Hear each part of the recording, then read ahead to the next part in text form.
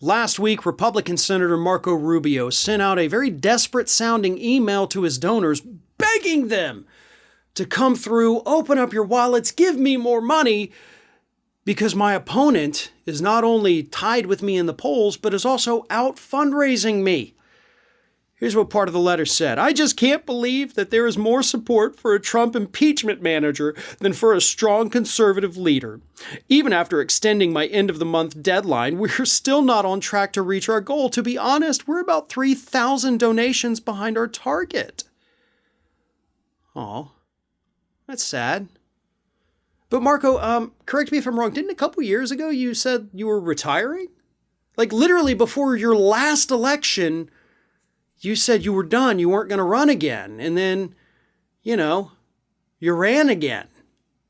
So are you still running again? Like what happened to that? I'm totally retiring. I'm done with this. Politics is a terrible thing to do. And now you're still out there and you're sending out desperate sounding emails. Although to be fair, and Raw Story, who reported this, pointed this out, most campaign emails sound horrible and desperate, right? That's kind of the point of it. You're trying to shame people or get sympathy from people to the point where they open up their bank accounts to you.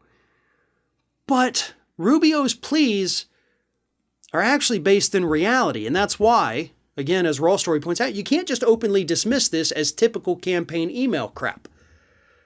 Because Marco Rubio is significantly falling behind by several $1 million his Democratic opponent, who is current U.S. Representative Val Demings, who is going to challenge Rubio for that Senate seat next year.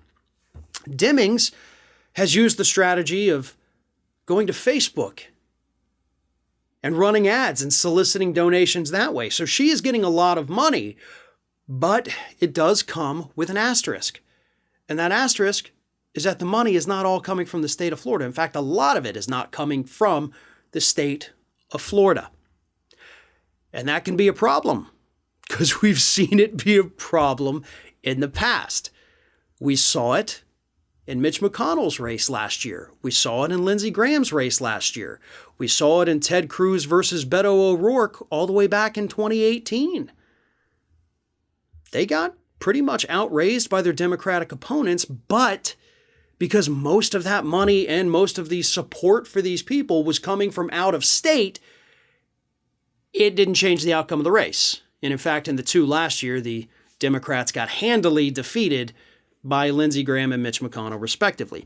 However, things are different with Demings, because Demings does, in fact, have a heck of a lot of support here in the state of Florida. As I mentioned, they are currently in a statistical tie. The most recent poll to come out actually shows Rubio ahead by 2 points, but this is from a conservative pollster that always tends to give Republicans a little more than they really have. But also the 2 points is well within the margin of error for the poll, meaning it is statistically tied. Rubio's a multi-term incumbent, folks, from a state that is leaning more and more conservative. So these early numbers would indicate that he is in trouble. Granted, we got a year, we got a year before those midterm elections. Those polls are going to change. But the problem Rubio has is that he's an exceptionally weak candidate. He is not a charismatic person at all. You put him up on a debate stage, and as Chris Christie showed us beautifully in 2016, the only good thing Chris Christie's ever done is that Marco Rubio is an idiot. I have said repeatedly, and I still stand by this statement, Marco Rubio is, in my opinion, the dumbest person currently serving in the United States Senate. It should not be difficult for Democrats to make the voters see this as well.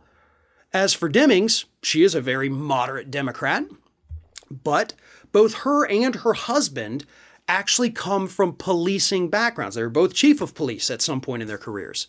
Deming's actually the first African-American female chief of police. So you can't go with the anti-cop argument against these individuals, as Republicans love to do.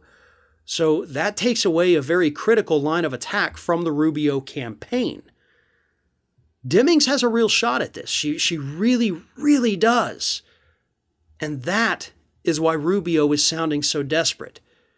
This isn't typical campaign email desperation. Oh, please give me more money. I need more money. This is genuine desperation coming from a Republican who is, let's be honest, long overdue for getting kicked out of office by the voters.